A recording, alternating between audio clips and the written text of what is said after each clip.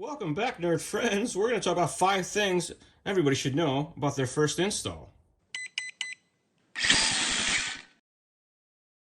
Good afternoon, nerd friends. Welcome back to the Nerd Bench.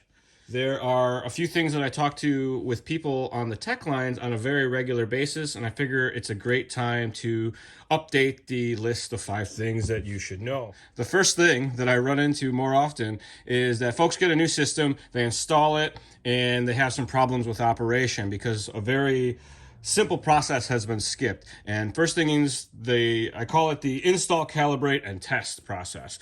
First thing is, like everybody knows, you install your new system. The next thing that you should be doing after your installation is a calibration, where you let the speed control learn the neutral, the full throttle, and the full reverse or brake output of the radio system. If you don't do that process, the system's really not going to work correctly. Once you get done with the calibration, you do a basic test of the vehicle and see if the motor goes the right direction. If the motor does not go the right direction, there's 2 ways to go about fixing that, and none of them involve your radio, oddly enough. Many people switch the radio's throttle to reverse if the motor goes the wrong way, and that makes the reverse faster than the forward, or some other funny things happen. So if your motor does go the wrong direction, there's either going to be a wiring situation on the motor, depending on what kind of system you have, or you're going to be changing a setting in the speed control if it has it available. If your speed control has a motor rotation setting, that's what you want to use to correct the direction of the motor. If you give it throttle and it goes backwards, use the motor rotation to correct that in the speed control. If it's a brushed motor or it's a sensor-less brushless system, you can just switch the motor wires in most setups, especially for rock crawlers. For like a go-fast brushed motor setup, you might want to check the type of motor that you have before you go switching wires around. That could be bad, so be careful there. But for most of the sensor-less brushless items, you can switch the outside 2 wires to dictate the motor direction. Some of the sensorless setups also have a motor rotation setting, so you'll be able to check your speed control for that as well. So item number 2 is gearing. A hot topic for anybody doing a fresh install is what gears they should install. And for the most part, the safest way to go about gearing is, if you don't know, is install the smaller version or the smaller size. It doesn't seem like this is a 12 tooth and this is a 19 tooth. That's only 7 teeth difference. That doesn't seem like a lot, but look at the difference in size there. That can change the load on the motor pretty drastically. So if you don't know what pinion gear to use, you're going to want to start out with the smallest one that fits is the safest way to go about it. When you go to a faster setup, generally speaking, if you're like going to a faster motor or faster combo, you're going to have to do a smaller pinion gear. That's another one that folks think they go to a faster setup, they should be able to put a bigger pinion gear on, or the speed gearing. Whatever your perception of all of that is, it doesn't matter. Just know that the smaller pinion gear or small-less pinion gear that you can get on your vehicle is going to be a safer way to start things out. You can very easily put too big of a pinion gear on there and cause problems or damage. You can't really do any damage by having too small of a pinion gear. So that's why I always start out with the small ones first. Item number 3, C rating. Up next is C rating. I get asked all of the time, maybe on a daily basis, what's the maximum C rating that I can have? There is no such thing as maximum C rating. You can have not enough C rating, meaning the current rating, or what these there's a 50 C rating on this one. This one has let's see. This one has a 120 C rating, and the C is the ability for the speed control to output the current. Think about it like if you have a tank of water, how big the hose is that pumps the water out. So if you need a ton of water all at the same time, you need a huge hose. That's the most rudimentary way to explain current delivery that I've ever heard, so I use it often. But for the most part, the battery doesn't push the current, it just makes it available. So if the system asks for a ton of current, it can give it to it.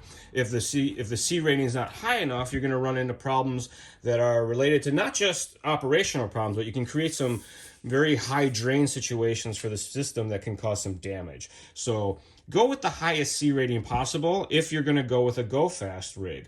70 C or higher for someone that's going to use a lot of full throttle. I have 50 C packs. I can get these to shut down on my rig that I cannot get my 100 C packs to shut down on. So just keep that in mind, that when you're shopping for batteries or you're looking this stuff up, there's no such thing as too much C rating. There's just not enough. And for the most part, you want to start around 70 C or higher for most decent applications. All right, so the next one comes down to safe operating temperatures. And for most vehicle setups, it's very easily to get a temperature on the motor. And if you get one of those infrared temperature guns, you can shoot the motor and get a can temperature.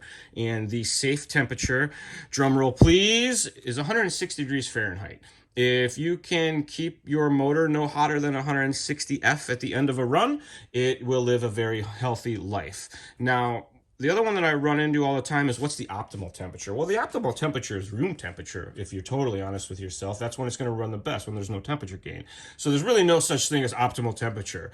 There's a maximum temperature that it'll live through. If you get to the end of your run and your motor is 170 to 180 degrees, you want to get some airflow across that. They'll sit there and get hotter once the vehicle stops moving, and you'll see temperatures start to rise and can cause some damage to the motor windings. And the reason I use the motor temperature is that most folks have their vehicle set up no motor fan. That's normal. And if you keep your fan on your speed control running correctly, you will have a speed control that's usually cooler than the motor in 99% of the applications. So you just use your motor as an easy guide. And the other one that I do is the finger test. When I get to the end of the run, if I don't have my temp gun, I'll put my thumb on the motor, 1 1000, 2 1000, 3 1000, ouch. That is usually around too hot type of deal. So you want to be able to kind of hold it on there for a 4 count. That's for me. I've calibrated my thumb over the years, and I take into account how excited I am at the end of the run and how hot it is outside. It sounds ridiculous, but it's better than no information whatsoever. And what I mainly use that for is, like I said, is if the motor's very hot at the end of the run, I just try to get the body off the truck and get some airflow across it right away to stop that easy bake oven effect. That if something's very hot and the airflow stops, the motor gets hotter type of deal. And number 5 in our 5 things you should know in your first install is get yourself a programmer. Some speed controls have onboard programming, some do not. So check your instruction manual. If it has onboard tuning, it'll show you how to do that, meaning buttons and lights. If it does not, you're going to need one of the programmers, and it will depend which programmer you need depending on the speed control that you have. It's kind of confusion on which systems work with which programmers. So real quickly, in the racing lineup, we have our Xerun series. Those are our top-end models with the most tunability. Those guys only work with the LCD programming box, that's the one with the blue screen, or the OTA wireless, or it's a Bluetooth wireless programming device. Now, there are a handful of speed controls that do not work with that. The more budget-minded ones, like QuicRun, they only work with the LED programming card. Now, these are 3 different programming cards that are all identical. The only thing that's different about these is the sticker that's on them. They're just simple displays that show what is in the brains of the speed control. So if you have any of these boxes, they should work with any of the speed controls that work with these boxes. The difference is going to be the sticker is not going to match the settings in the brains of the speed control. So you may have to bust out your instruction manual. The Max series works with all of the programming devices, actually. It'll work with the LCD box, works with the OTA, and it works with the LED programming cards as well. So that's pretty nice. And then the other one that I run into with the programming devices is the connection. 99% of the speed controls in the lineup all have a dedicated programming port that the programming boxes will connect to with this double-ended harness. On the box, there's 2 ports. One of them has a squiggly line. That's the side that gets the harness. The squiggly line gets the white wire. Same is true on this guy. He's got 2 ports. One has the squiggly line. That's the one that goes to the ESC. And then on the ESC, there's a dedicated programming port. If it doesn't have the programming port, the fan port will have 3 pins, and you'll use that one. If the fan port does not have 3 pins, then, and only then, you will use the receiver wire. That's the one that goes from the speed control into the receiver. Thanks for watching, everybody. Don't forget, we also have a podcast where we give away free Hobbywing RC stuff every single episode. New episodes go up the 1st and 3rd Friday of every month. Just look up RC Stuff powered by Hobbywing on your favorite podcast service and enter to win.